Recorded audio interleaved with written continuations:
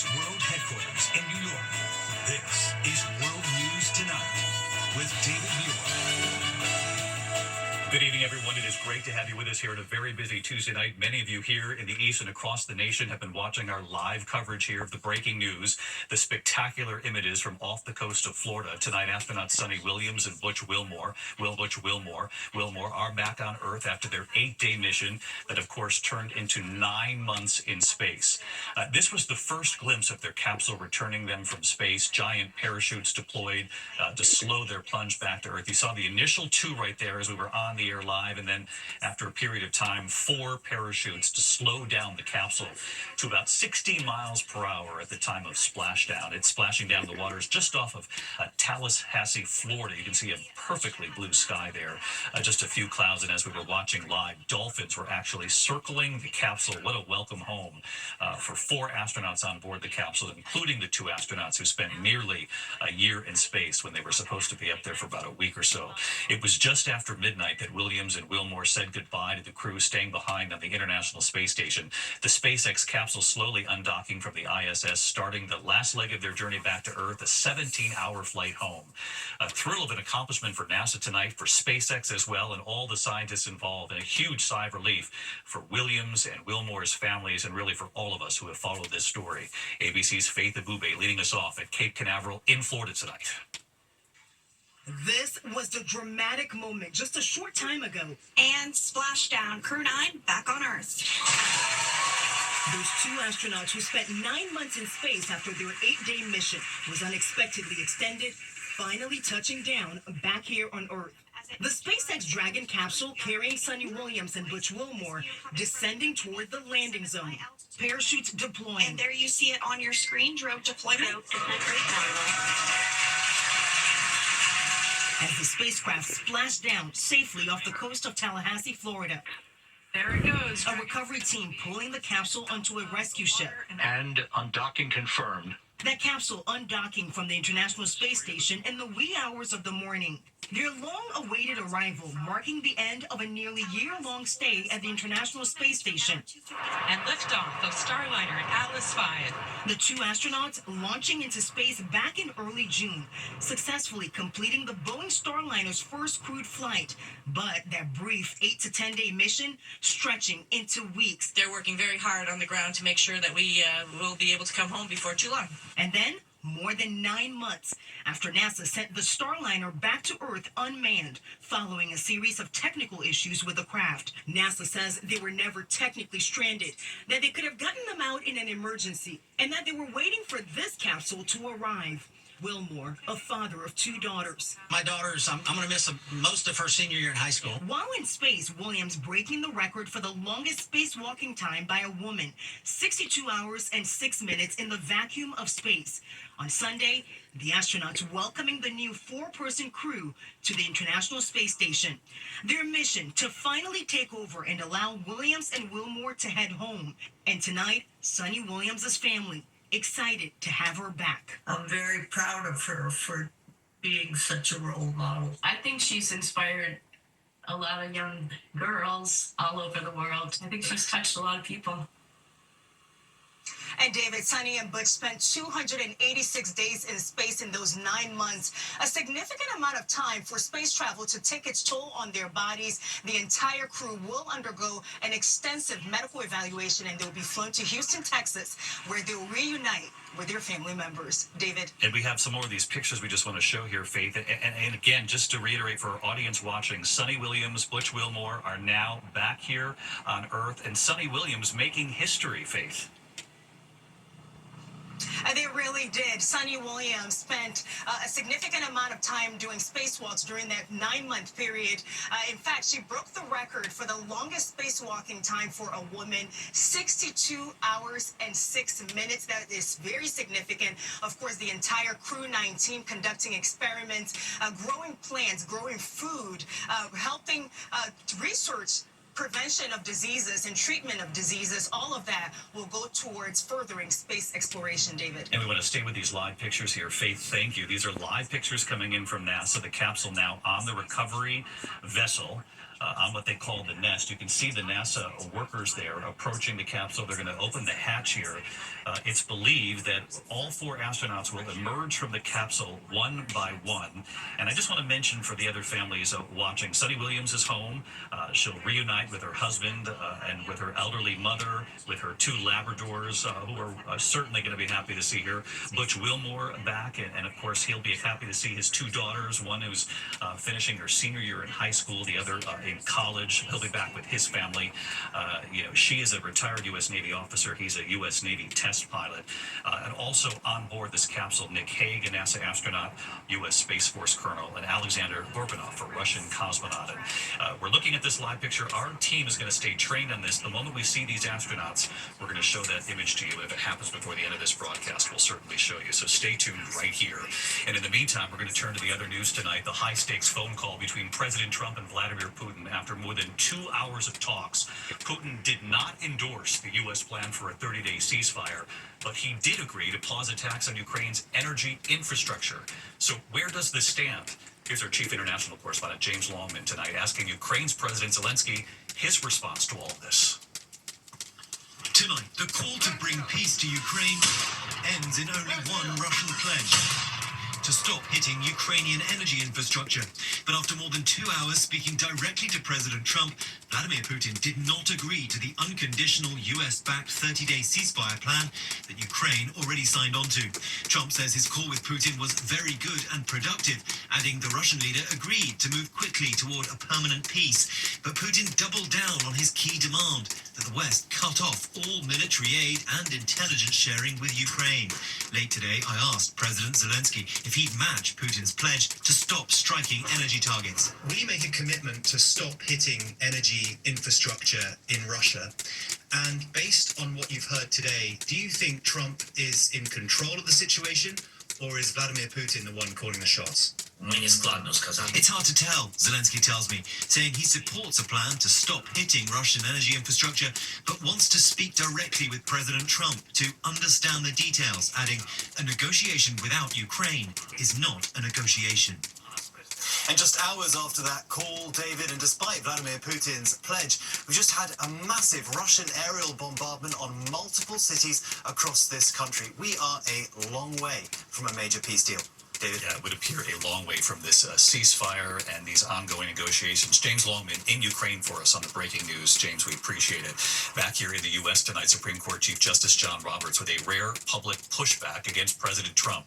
What he's saying about the president's call to impeach a federal judge blocking the Trump administration's deportation flights. And President Trump just moments ago reacting to the Chief Justice. Here's our senior political correspondent, Rachel Scott, tonight. Tonight, the Supreme Court's Chief Justice John Roberts with a rare and extraordinary rebuke of President Trump.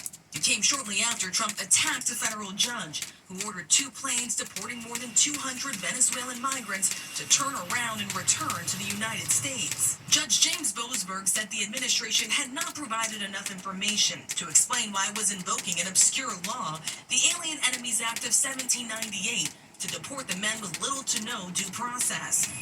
But the administration, which claims the men are violent gang members, did not follow the judge's order.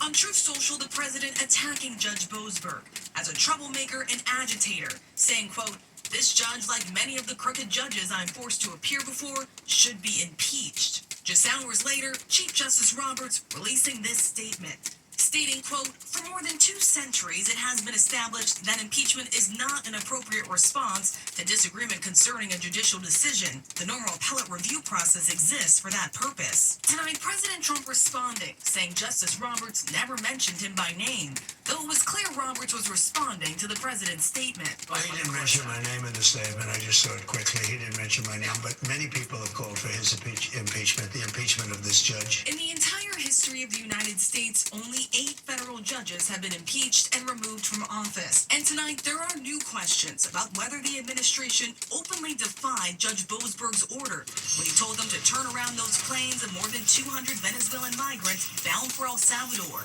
The judge in court saying any plane containing these folks that is going to take off or is in the air needs to be returned to the United States. This is something that you need to make sure is complied with immediately. But the planes did not turn around. They landed in El Salvador, and the men were transferred to a high-security prison. The president couldn't say if his team had violated the judge's order. I don't know. You have to speak to the lawyers about it. And tonight, the president challenged the judge's authority to halt the flights in the first place. He actually said we shouldn't be able to take criminals, killers, murderers, horrible, the worst people, gang members, gang leaders, that we shouldn't be allowed to take them out of our country. Well, that's a presidential job. That's not for a local judge to be making that determination. And that federal judge still demanding to know more information about those immigrants. The administration has not revealed their identities, but today they did acknowledge that some of the men who were deported did not have criminal records here in the United States because they had only been in the country for a short period of time. And there's more breaking news here from Washington tonight. A different federal judge ruling that the efforts by Elon Musk and his team to dismantle the humanitarian agency USAID likely violated the Constitution in multiple ways. That judge ordering them to stop making any further cuts to that agency, and a case that could make its way all the way to the Supreme Court, David. All right, Rachel Scott live at the White House tonight for us. Rachel, thank you again. New developments tonight in the disappearance of the Pittsburgh college student on spring break in the Dominican Republic. Late today, the 22-year-old man from Iowa, believed to be the last person to see her alive, in court pleading with a judge to allow him to return home to the U.S. ABC's Ariel Reshef was in the courtroom witnessing the proceedings late today. Tonight, Joshua Reeby appearing in a Dominican courtroom surrounded by cameras. The attorneys for the 22-year-old Iowa man pleading with the judge to allow him to return home to the U.S. Reeby saying in court, "I understand I'm here to help, but it's been 10 days and I can't leave." Reeby appearing stoic and pensive. He is believed by investigators to have been the last to see University of Pittsburgh student Sadiksha Kananki before she vanished. Telling the judge before Kananki's family left the Dominican Republic, "They thanked me and gave me hugs goodbye." Reeby has never been a suspect and is not charged with any crime. His lawyers arguing he has been detained illegally and surveilled in his hotel. In a letter presented in court today and obtained by ABC News, Kananki's grief-stricken family requesting the Dominican police declare their daughter legally dead, acknowledging the 20-year-old likely drowned. The Kanankis referencing Reeby without naming him, writing, "He is cooperating with the investigation and no evidence of foul play has been found." David, I was inside the courtroom today right behind Reeby and his father for that 4-hour hearing. The 22-year-old telling the judge, "I really want to go home. I'm just doing what I can at this point. There is nothing else I can do." David? Ariel Reshef, who's been in the Dominican Republic for days for us. Ariel, thank you. To the other news tonight, and the shattered ceasefire now in the middle. Tonight, as I mentioned, a new cross-country storm on the move from the center of the country, the Midwest, then the Northeast. In fact, right now, blizzard warnings from Kansas to Minnesota, red flag warnings, or real fire danger with this across multiple states. And again, the threat of damaging winds up to 75 miles per hour. So let's get right to Chief Meteorologist Lee Goldberg of WABC, tracking it all again tonight. Hey, Lee. David, it's fire danger first, blowing dust to blizzard conditions, even severe weather with this system. Tonight we have red flag warnings, high wind warnings all the way from the southwest into the plains. The strongest winds tonight are across the southwest. We could have gusts up to 75 miles an hour. It means blowing dust and power outages. We've already had 60-mile-per-hour gusts in places like Lubbock. These strong winds, they relocate into the central plains tomorrow, some gusts past 50 with a blizzard breaking out. Whiteout conditions from Nebraska into Kansas. By evening, they'll be extending into Iowa and Minnesota and all the way into Green Bay. And thunder, snow can be separated from thunderstorms by a few miles. Severe weather possible. Chicago and Indianapolis. It's rain here by Thursday night in New York. Lee Goldberg, our thanks to you again tonight. When we come back here, those two 16-year-old girls paddleboarding taken out to sea, missing for 16 hours. They have been found 14 miles away, huddled on one of their boards. And you saw those astronauts waving just moments ago. We'll go back live as they emerge from that capsule in a moment. To the index tonight, the search for two 16-year-old girls who vanished while paddleboarding towards Cedar Key, Florida. The girls had last been seen on their paddleboards yesterday afternoon, authorities launching a search when they didn't return. Three Good Samaritans finding them about 16 hours later. They were huddled together on one of the paddleboards about 14 miles from Cedar Key. It was about 39 degrees. The girls are otherwise okay. What an incredible discovery. When we come back tonight, the astronauts have just emerged from the capsule. You'll see all four of them, including the two who spent nearly a year in space, right after the break. Before we go tonight, right back to the breaking news. Those 4 astronauts now emerging from their SpaceX capsule. Take a look tonight. Astronauts Nick Hague, he was first to come out, and Russian cosmonaut Alexander Gorbanov. And then the 2 astronauts everyone was waiting for, obviously, they spent nearly a year in space. Sonny Williams emerging from the capsule right there, followed by Butch Wilmore. They were supposed to be up there 8 days. They ended up coming home more than 9 months later. They spent 286 days in space. They circled Earth some 4,576 times. They said they were proud of the extra work they were able to do. But tonight, Butch Wilmore gets reunited with his 2 daughters. He missed much of his one daughter's senior year in high school. And here he comes, Butch right here. And they said they would pull them out almost on a stretcher, if you will. They have to adjust to gravity and to being back here on Earth. And of course, Sonny Williams back home. And the first call, one of the first calls will be to her elderly mother to say, "Mom, I am home." Boy, what a homecoming tonight. I think this serves as our America Strong for the evening, and I'll see you right back here tomorrow. Good night.